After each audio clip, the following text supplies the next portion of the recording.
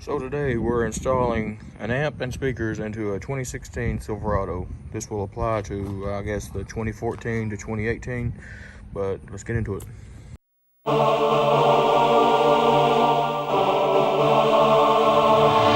Somewhat of a different video today. So far I pulled the bezel off. Another pain to get off. This is a 2016 Silverado. I'm getting ready to add a amp and speakers to the truck. So I've got the plug for the amp kit, so I ain't got to cut nothing. Got the truck running right now. Got the AC on because it's hot. A little bit of rain a while ago. Cooled it off. It was 94. So I guess we'll shut the truck off and unhook the battery. Then get in here and get all this took out. Get that plugged in. Make sure everything's good on its end. And then we'll run the wires under, take off the molding, or run it all under this into the back. So that's the plan for the next little bit. So the tools that you're going to need a 10mm for the battery terminal, and then for the inside for the bolts there, you're going to need a 7mm. I got mine on a little click-it screwdriver. Makes it a lot easier. But let's go ahead and disconnect this. The battery's disconnected. Now let's get onto the inside.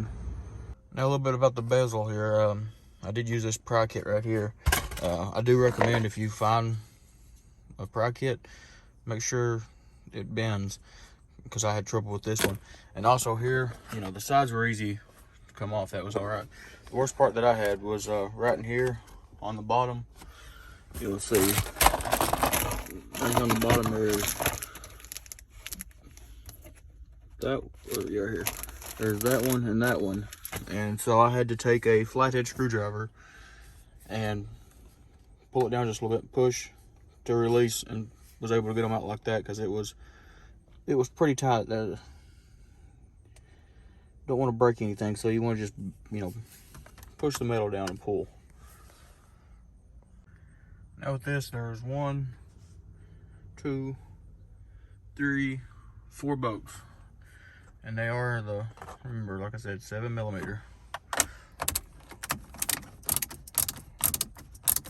Screw. So after getting those bolts out, you just give it a little tug. There's another clip on this side, and another one over on this side. Just give it a little tug, and voila, there she is. So over here on the back, there's 1, 2, 3 wires. There's 1, 2, 3 wires. Just pull those out. They got little clips right there. You push, clip, a little pin you push, and it comes right out. So you can get this out of the way. Set that to the side. And so what you need now is your wire harness. So this green wire right here is what you unplug, and so we're all plugged in. Got that. Now I need to remove the glove box. We're going to run the wires straight through over to it. It'll make it a lot easier to get in there. We're going to run it down into the kick panel, remove the B pillar there. We'll take that off and run all the wires in the back. We don't want to have no wires showing. We want this to be a clean looking setup, you know what I'm saying? Now over here to the glove box, you got it opened up. It is a T10, is what you're going to need. And just going to take these out. There's one there, there's 2 up top, and there may be some down here. Yeah, there's 1 there. And we're going to drop that. Also, if you're in here, you can change your cabin air filter too if you haven't already. So there, makes it a little easier. Now that's all dropped, I can run that right through here, along in the back here, drop it down, remove the kick panel, remove the B panel here. We'll run the wires straight to the back. On a side note, it is easier to feed the wire through this side over into there. Going underneath the vent, because if you try to feed it the other way, you're going to run into a lot of blockage. So if you can run it here, you catch it here, and then push up, and you can feed it right there and grab it. I'll let the rain blow over real quick, and I'll get back at it. I had to get stuck with everything open and let the truck get wet. On the inside, that is. Alright, so we're back out of here. I got the kick panel removed. I'm going to run my wire underneath that. Kick panel right there. Pull this out, and we run that wire. And then all this can go back together, because then we'll move on to the power wire. So the kick panel's out, B pillar's out, kick panel's out back there. We'll run this and the remote wire all the way to the back and out, and I'm gonna put the amp right there underneath that seat. So it should run in here and come out back here, and I'll use one of these bolts to ground my amp to. And yes, zip ties are your friend, so I've got those. I'll cut those off in a second. I went ahead and ran the wire down. Just now got this put back on.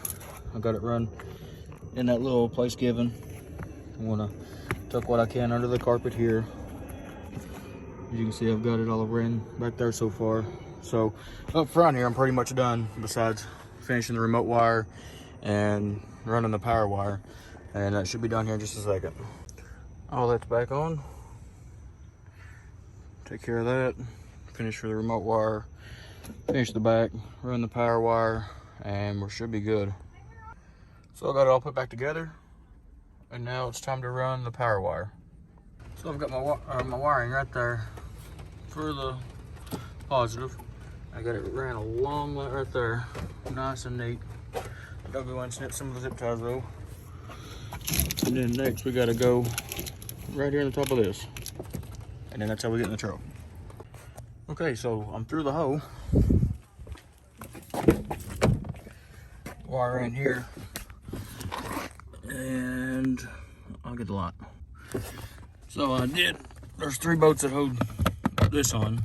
I'm done yet to get to where I need to go, where that comes out there in the boot. So we got that.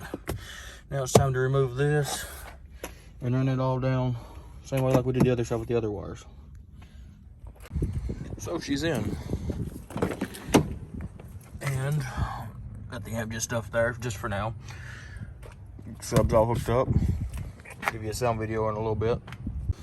Wire all nice and neat back there, all hooked up.